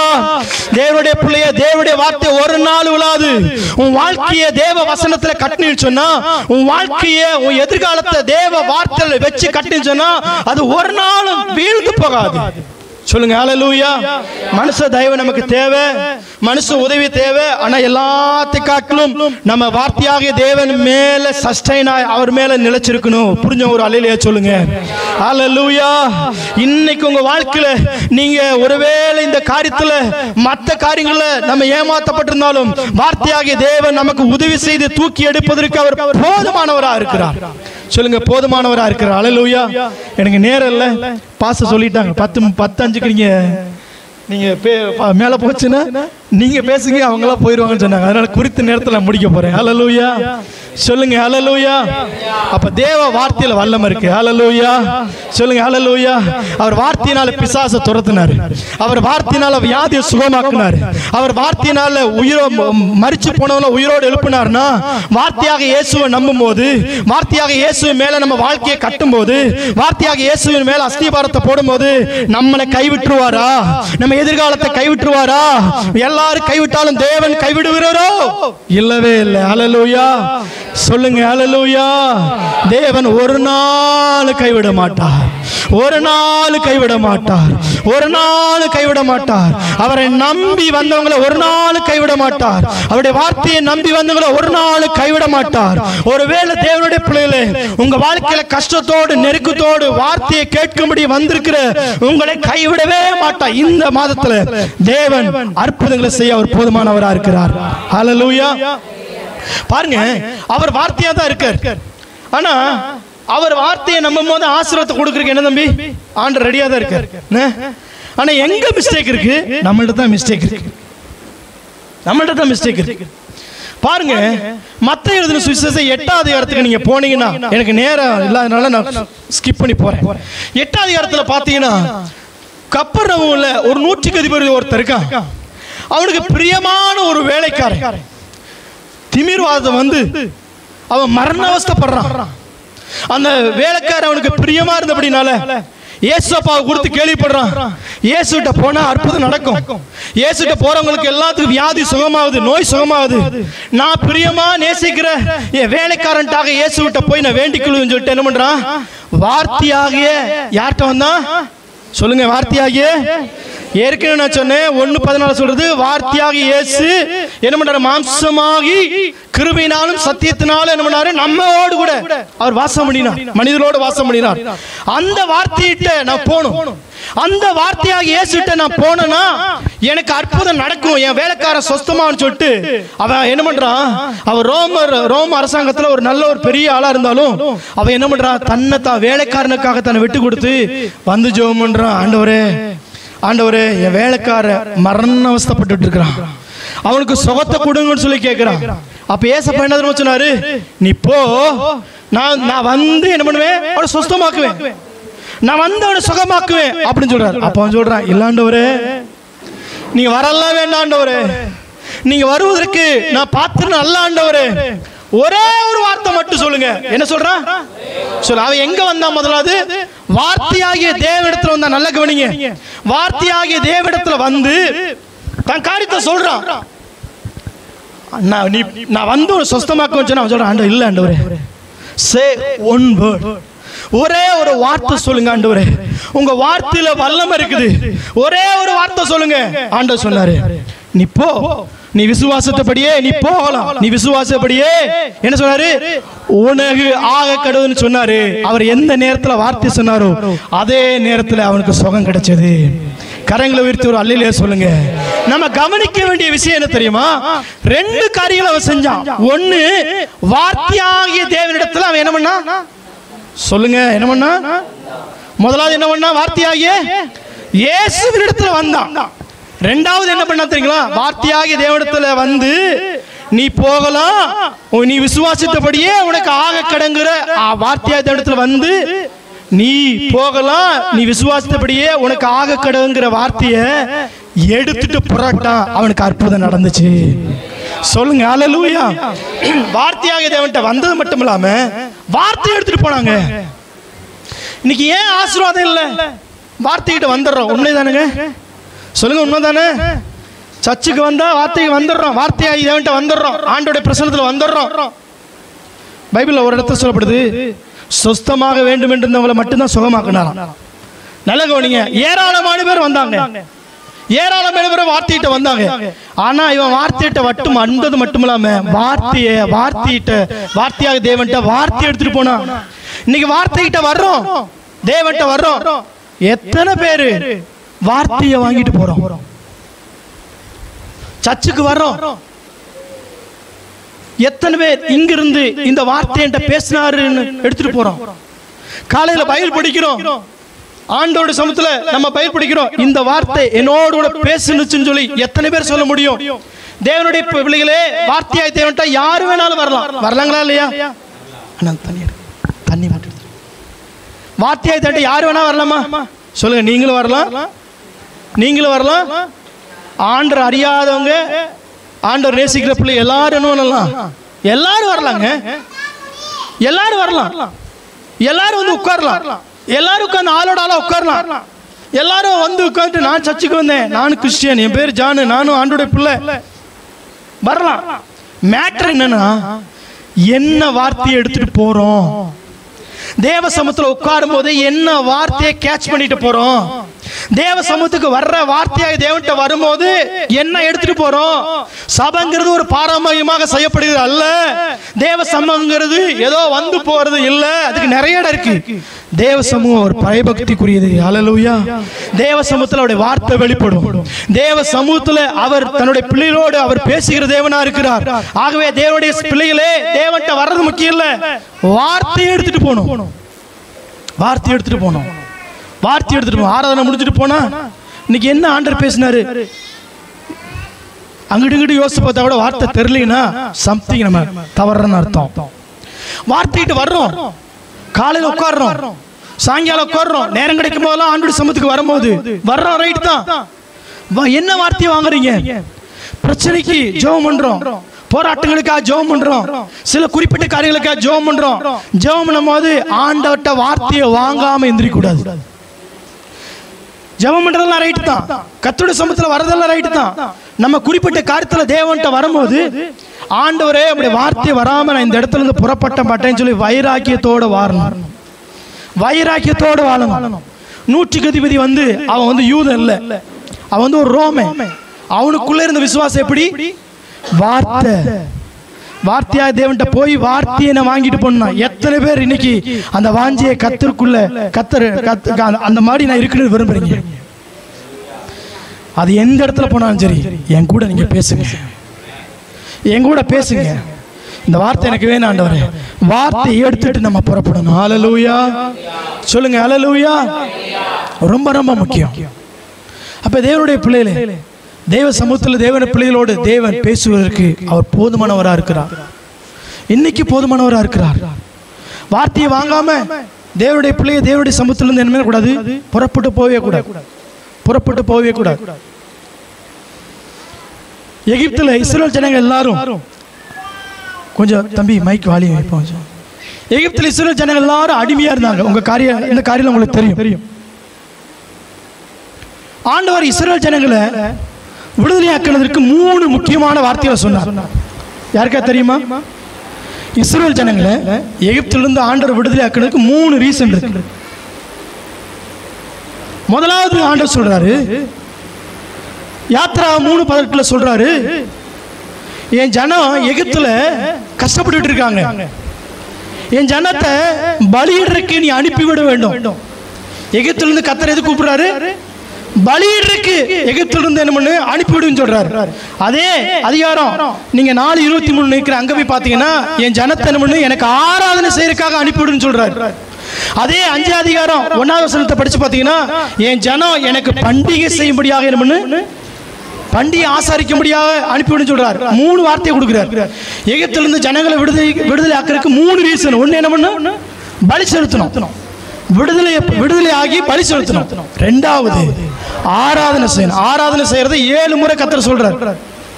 3வது பண்டிகை ஆசாரிக்கணும். இஸ்ரவேல் ஜனங்களுக்கு வார்த்தை தெளிவா வந்துருச்சு. அவங்க விடுதலை ஆன பின்னாடி இந்த 3 காரியத்தை செய்யணும் வந்துருச்சு. ஆனா கவனிங்க, பார்வோன் அதுக்கு என்ன பண்ணாங்கிற காரியத்தை நான் வாசிக்கிறேன். வாசிக்கலாமா? யாத்ரா புத்தகத்துக்கு வாங்க.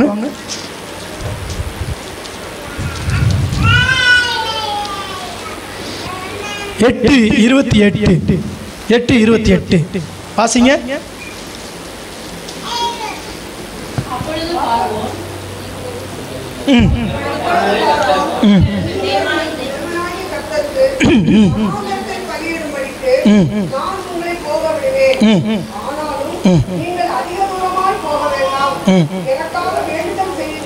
ரைட், கவனிங்க.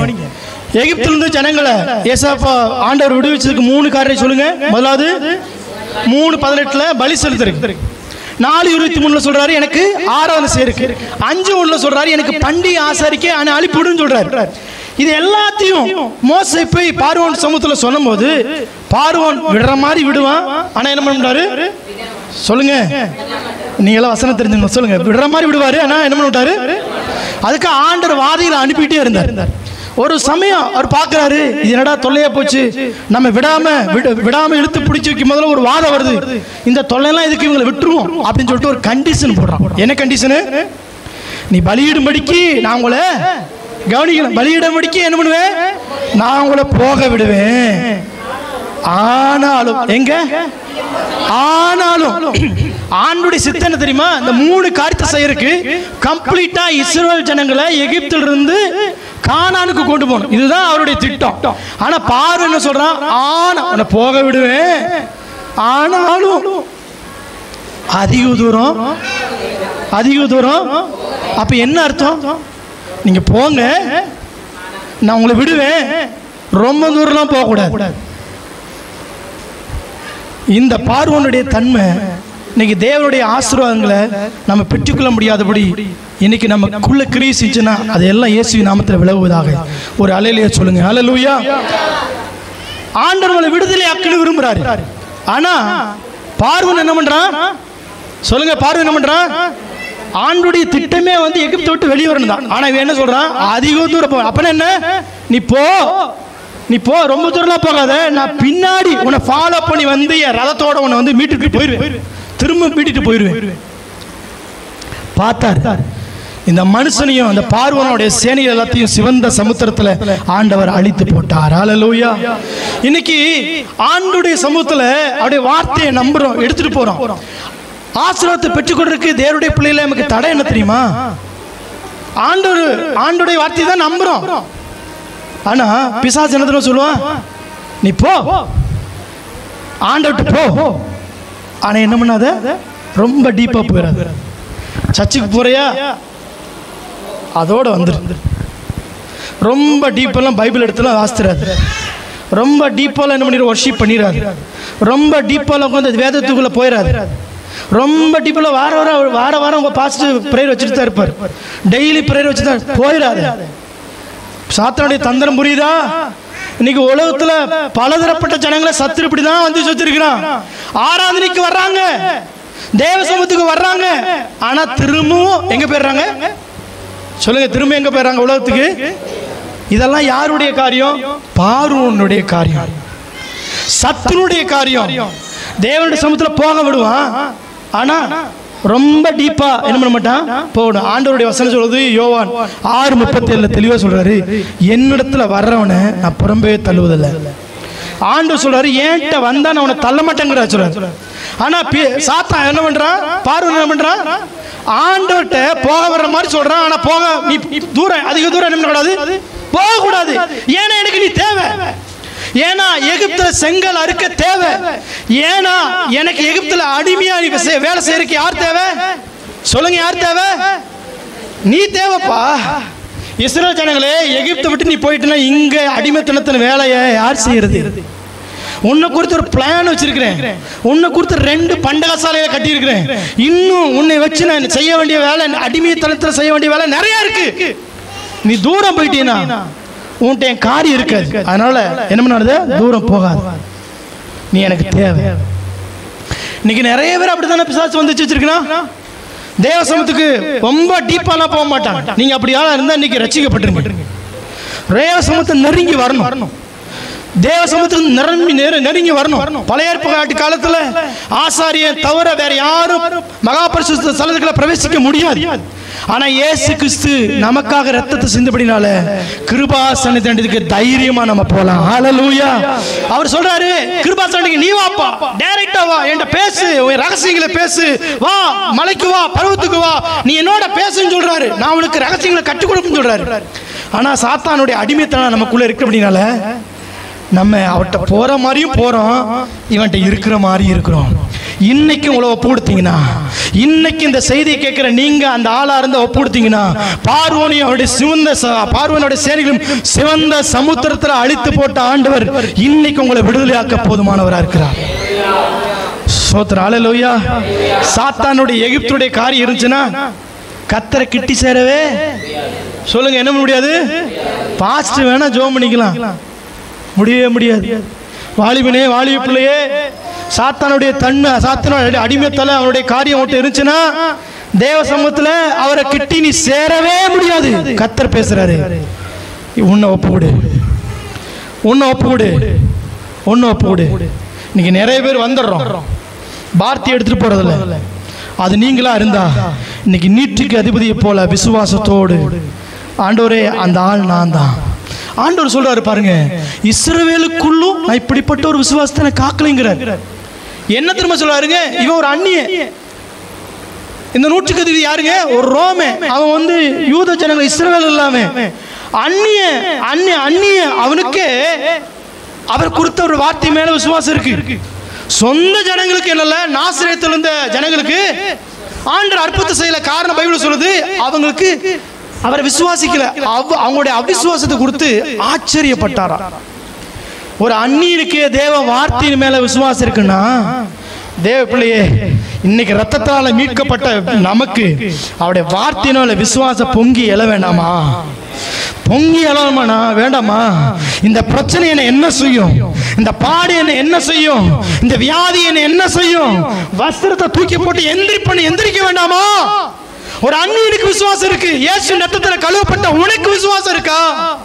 நீ கத்தர் கேட்கிற, என் சமூகத்துக்கு வர்ற, என் சமூகத்துக்கு வர்ற, வார்த்தை இல்லாம நீ போறியே. தேவ பிள்ளையே, இன்னைக்கு ஆலயத்துக்கு வர்ற, நீ ஆலயத்தை விட்டு புறப்படும் போது இங்க இருந்து வார்த்தை எடுத்துட்டு போகாம இருந்தா நீ உனக்கு கத்தருக்கு என்ன சம்பந்தம் இருக்கு?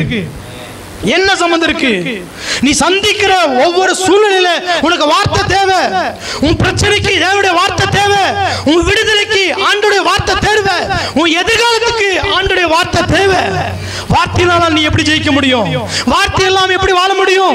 தேவ சமூகத்துக்கு வரும்போது எல்லாம் வார்த்தை வார்த்தை வார்த்தை வாங்கிட்டு வரணும். அதுதான் நல்ல ஒரு கர்த்தருடைய பிள்ளைக்கு அழகு. ஹல்லேலூயா. யாருக்கு ஆண்டவர் பேசுறான்னு தெரியல. யாருக்கு வாசகங்களை சொன்ன நேத்து கூப்பிட்ட உடனே நான் போய் ஜெபம் பண்ணும்போது திரும்ப ஆண்டவர் சொன்னார், ஆண்டவர் வார்த்தையை சமூகத்துக்கு வர்றீங்க, வார்த்தை எடுத்துட்டு போறீங்களா?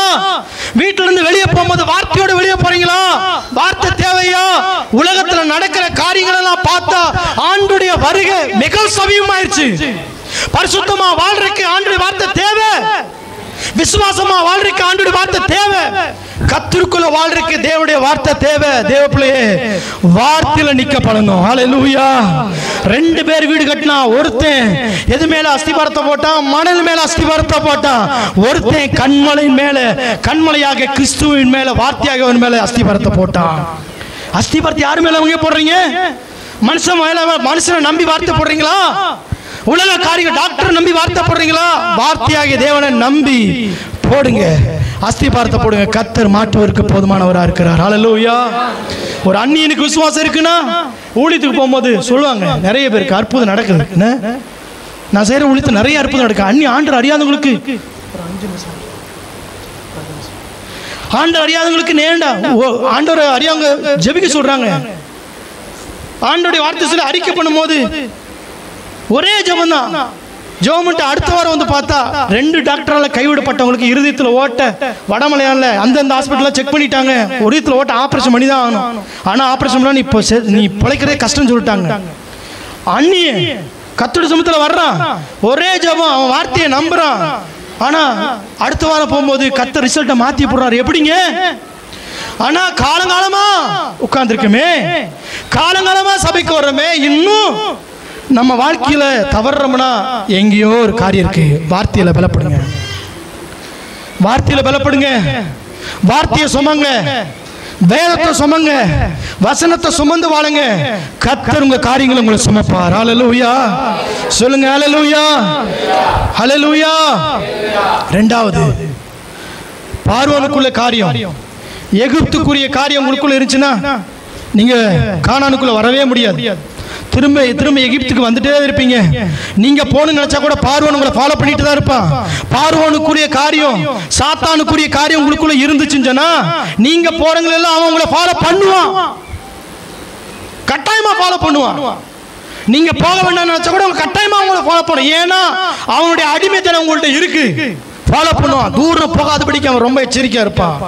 இன்னைக்கு எல்லாத்தையும் தூக்கி போட்டு ஆண்டவரே என்னை ஒப்பு கொடுக்கிறேன், என்னால உங்க சமூகத்துக்கு வரணும்னு நினைக்கிறேன், ஆனாலும் கிட்டி சேர முடியலப்பா. வரணும்னு நினைக்கிறேன், என்னால கிட்டி சேர முடியல. எகிப்து எனக்குள்ள இருக்குது ஆண்டவரே. இன்னைக்கு அந்த பார்வோனே சிவந்த சமுத்திரத்தை அழிச்சு போட்ட ஆண்டவர் எனக்கு இறங்கி செய்யுங்கன்னு சொல்லி ஜெபிக்கும் போது கர்த்தர் கைவிட்டுருவாரா? தேவ பிள்ளையை கைவிட விட்டுருவாரா? தேவ சமூகத்தில் வர்றீங்க, 3 நாள் ஜெபம் பண்றீங்க, 4 நாள் ஜெபம் பண்ண முடியல. ஏன்? ஒரு நாள் ஜெபம் பண்றீங்க, 2ஆம் நாள் ஜெபம் பண்ண முடியல. ஏன்? ஒரு நாள் உபவாசம் பண்றீங்க, ஒரு நாள் உபவாசம், அடுத்த நாள் உன்னால பண்ண முடியலையே. ஒரு நாள் பரிசுத்தமா வாழ்ற, இன்னொரு நாள் பரிசுத்தமா வாழ முடியலையே. ஒரு வாரம் உன்னால வாழ முடியுது கத்திரிக்கா, ஆனா வாழ முடியலையே. காரணம் என்ன தெரியுமா? இன்னைக்கு ஆண்டவர் பார்வோனுடைய தன்மையிலிருந்து உன்னை விடுதலை ஆக்க முடியாது வார்த்தையான வந்திருக்குன்னு கர்த்தர் சொல்றாரு. எத்தனை பேர் ஒப்பு கொடுக்க ரெடியா இருக்கீங்க? எல்லாம் அப்படி ஒரு நிமிடம் அப்படி எழுந்து நிற்கலாம். எல்லாம் எழுந்துருங்க. ரிகா ஹந்தா ரக்கா ரபா ரபா, ரிகா ஹந்தா ரக்கா ரபா. தேவ பிரசன்னம் இந்த இடத்துல இருக்கிறது. ஏதோ ஒரு வார்த்தையை சொல்லிட்டு நான் போனுங்க இருக்கா வரல, எல்லாம் கண்களை மூடுங்க. தேவ பிரசன்னம் இந்த இடத்துல இருக்கிறது. உன்னை விடுதலையாக்க முடியாது கர்த்தர் வந்திருக்கிறார். வாலிபனே நீ ஆண்டவருக்கு தேவை, வாலிப மகளே நீ ஆண்டவருக்கு தேவை. நீ ஏதோ ஒரு வார்த்தையை பிடிச்சு கொண்டு நின்று இருக்கிற. கர்த்தர் சொல்ல இது சரியில்லை, இது சரியில்லை, இது சரியில்லை, நீ போட்ட அஸ்திபாரம் சரியில்லை, நீ போட்ட அஸ்திபாரம் சரியில்லை. நீங்க சொல்றாரு உன்னை விட்டு கொடு, விட்டு கொடு. எல்லாரும் கண்களை மூடுங்க, எல்லா கண்களும் மூடி இந்த நேரத்தில் எல்லாரும் ஒப்பு கொடுங்க. ஒரு அந்நிய மனுக்கு விசுவாசம் இருக்குன்னு சொன்னா, தேவ பிள்ளையே உன் விசுவாசம் எங்க? உன் விசுவாசம் எங்க? இன்னும் அழுதுட்டா இருப்பியா? உன் சூழ்நிலையில் இன்னும் அழுதுட்டா இருப்பியா? என் சூழ்நிலை கர்த்தர் மாத்த மாட்டான்னு சொல்லி உனக்கு விசுவாசம் இல்லையா? இந்த கர்த்தர் கேட்கிற, திரும்பு திரும்பு திரும்பு, நான் உன்னை விட்டுருவேனா? உன்னை விட்டுருவேனா? எல்லாம் நீங்க ஜெபம் பண்ணுங்க. ரீகா ஹந்த ரக்கா ரபா, எல்லாம் ஜெபம் பண்ணுங்க. ரீகா ஹந்த ரபா. இயேசுவின் நாமத்தினாலே சீசர்கள் கேட்டார்களப்பா, என் விசுவாசம் விருத்தியாக பண்ணுங்க ஆண்டவரே, என் விசுவாசம் விருத்தியாக பண்ணுங்க. இன்னைக்கு ஊழியக்காரனை ஜெபிக்கிறேன், இந்த சத்தத்தை கேட்டுக்கொண்டிருக்கிற தேவ பிள்ளைகளுக்கு விசுவாசம் விருத்தியாவதாக, பெருகுவதாக, பெருகுவதாக, பெருகுவதாக. எல்லாம் ஜெபம் பண்ணுங்க. நல்ல அந்நிய பாஷையில பேசி ஜெபம் பண்ணுங்க. கர்த்தர் விடுதலையாக்குறார். ரிகாபா ஹந்தரபா. ரிகர ஜெபம் பண்ணாம வீட்டு விட்டு வெளியே போகாத. உனக்கு பாதுகாப்பு இல்ல, உனக்கு பாதுகாப்பு இல்ல. நீக்க வார்த்தை இல்லாம வெளியே போகாத. வாலிபனே, வார்த்தை இல்லாம வெளியே போகாத. நீ இருக்க சூழ்நிலை வார்த்தையை வாங்கிட்டு வெளியே கிளம்பு கர்த்தர் சொல்றாரு. ஓ ரமா மமா மமா ரபா ரபா. இயேசுவின் நாமத்தில் விசுவாசம் பெருகுவதாக, இயேசுவின் நாமத்தில் விசுவாசம் பெருகுவதாக. ஊழியக்காரனை ஜெபிக்கிறேன். இயேசுவின் நாமத்தில் அற்புதம் நடப்பதாக, அற்புதம் நடப்பதாக. வியாதிகள் சுகமாவதாக, நோய்கள் சுகமாவதாக, சுகமாவதாக. பிசாசின் கட்டில் உடைக்கப்படுவதாக, பிசாசின் கட்டில் உடைக்கப்படுவதாக, பிசாசின் கட்டில் உடைக்கப்படுவதாக.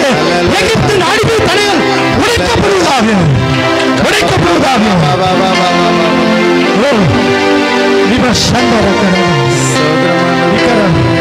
உன்னால தேவனுடைய பிரசனத்துல ரொம்ப நாள் இருக்க முடியல, உன்னால தேவனுடைய பிரசனத்துல ரொம்ப நாள் இருக்க முடியல. கர்த்தர் ஒன்றதான் பேசுறாரு. நீ நினைக்கிற உன்னால இருக்க முடியல. சர்ச்சுக்கு வந்தா போதும் நினைக்கிற, தசமம் கொடுத்தா போதும் நினைக்கிற, தேவ சமூகத்துக்கு வந்தா போதும் நினைக்கிற. இல்ல, கர்த்தர் இன்னைக்கு முன்னே கேட்கிறாரு. உன் பணம் அவனுக்கு முக்கியம் இல்லை, நீ வர்றது போறதுலாம் கர்த்தருக்கு முக்கியம் இல்லை. நீ அவருக்கு தேவை. உன் ஆத்மா அவருக்கு தேவை. உன் ஆத்மா விளையாடப்பட்டது. நீ எல்லாத்தையும் ஆதாயமாக்கிட்டாங்க, ஆதாயமாக்கி கொண்டாங்க. ஆத்மாவை நஷ்டமாக்கினா என்ன லாபம்? என்ன லாபம்?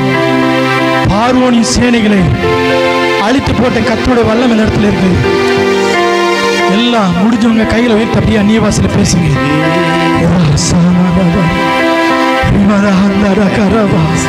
எல்லா பார்வோனை தடை அடிமைத்தனம் எல்லாம் முடிவதாக, பார்வோன் அடிமைத்தனம் எல்லாம் முடிவதாக, பார்வோன் அடிமைத்தனம் எல்லாம் முடிவதாக. தேவ சமூகத்துக்கு வர முடியாதபடி காணப்படுற அடிமைத்தனங்கள் எல்லாம் முடிக்கப்படுவதாக, முடிக்கப்படுவதாக, முடிக்கப்படுவதாக. இயேசுவின் நாமத்தினாலே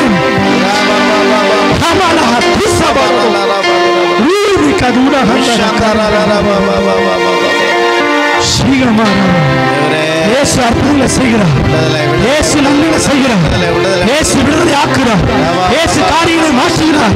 அற்புதம் நடக்குது இயேசுவின் நாமத்தினாலே, அற்புதம் நடக்குது இயேசுவின் நாமத்தினாலே. அதிசயங்கள் செய்ய போது, அதிசயங்கள் நடக்க போது, அதிசயங்கள் ஆரம்பித்து விட்டது.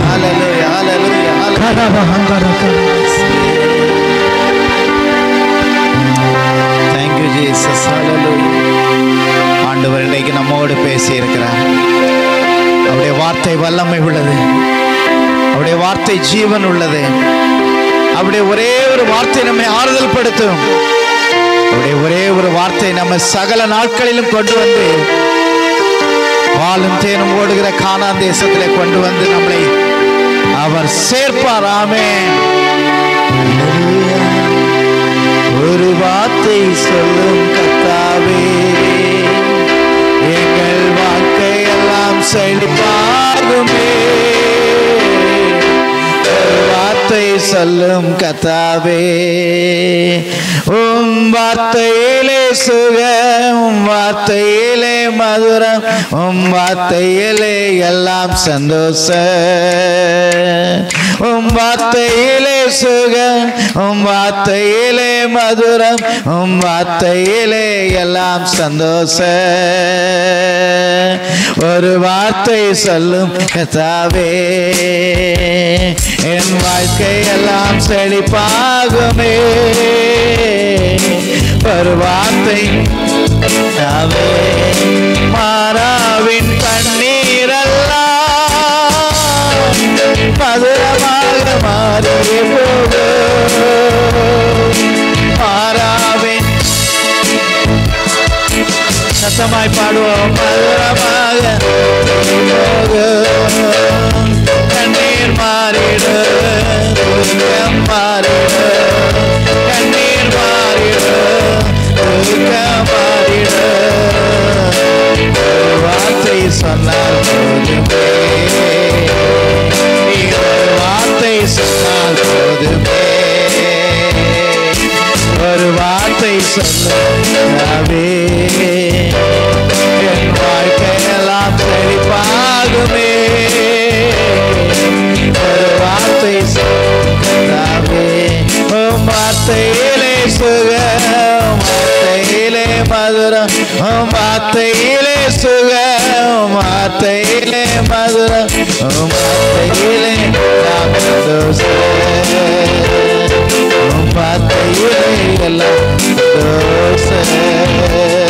நாம் ஆண்டவரே, ஒரு வார்த்தை நீ சொன்னால் போதும் ஆண்டவரே, நான் உன்னோடு கூட இருப்பேன் என்று சொல்லி, நான் உன்னை விட்டு விலகுவதில்லை என்று சொல்லி, நான் உன்னுடைய வனாந்திரமான வாழ்க்கை செழிப்பாய் மாறும் என்று சொல்லி நீர் பேசுற, நீர் எங்களுக்கு கொடுத்த அந்த வார்த்தையை நாங்கள் மீண்டும் நினைவு கூறுகிறோம் ஆண்டவரே.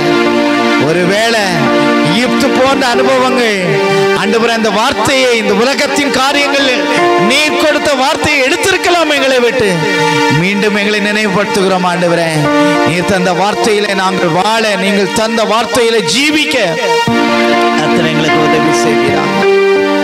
பாஸ்டர் ஜான் அவர்களுக்காக எல்லா கரங்களை உயர்த்தி ஸ்தோத்திரம் பண்ணுவோம். ஆண்டவரே, மகனை ஆசீர்வதிங்க, ஊழியத்தை ஆசீர்வதிங்க, துணைவியார் ஆசீர்வதிங்க, குடும்பத்தை ஆசீர்வதிங்க, எதிர்காலத்தை ஆசீர்வதிங்க. உங்க செய்கிற எல்லா ஊழியங்களிலும் இந்த மகிமையை காண கர்த்தர் உதவி செய்யுங்க ராஜா. அன்பின் தகப்பனே, இந்த நாளில வந்த ஒவ்வொரு பிள்ளைகளையும் ஆசீர்வதியும்.